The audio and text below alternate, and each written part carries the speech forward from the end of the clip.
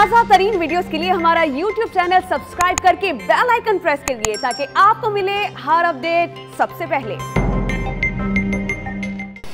इस्माइल गुज्जर के इस बयान पर हम बात करते हैं। हमारे साथ मौजूद हैं नून लीग के सीनियर रहनुमा राना सनाउल्लाह साहब। राना सनाउल्लाह साहब, जो बयान सामने आया इस्माइल गुज्जर साहब ने जो कहा है कि भारत को पुकारा जाएगा, इस तमाम मामले से जो है इंडिया बेहतर है, इस पर पार्टी का क्या मौक़िफ़ सामने आएगा? देखें, ये बयान इंतहाई गलत है, काबिल मजम्मत है।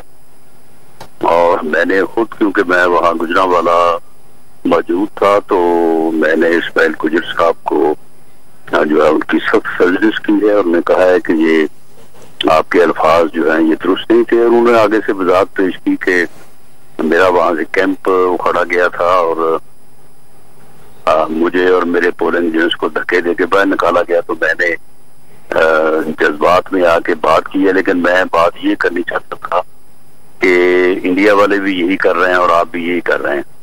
तो लेकिन बहरहाल मैंने उन्हें कहा कि ये आपके अल्फाज का चुनाव ठीक नहीं था। तो बिल्कुल ये बयान जो है वो अनएक्सेप्टेबल है। राना साहब, लेकिन ये तो जज्बात से आगे की बात है कि दुश्मन को पुकारा जाए। ये बताइएगा, अब इनके खिलाफ क्या कोई कार्रवाई की जाएगी या सिर्फ सरजनिश तक ही बात रहेगी? बहरहाल ये उनसे जो है वो तहरीर तलब की जाएगी और फिर अगर वो इसकी वजाहत करते हैं और इससे रजू करते हैं कि वो उनका मकसद ये नहीं था और वो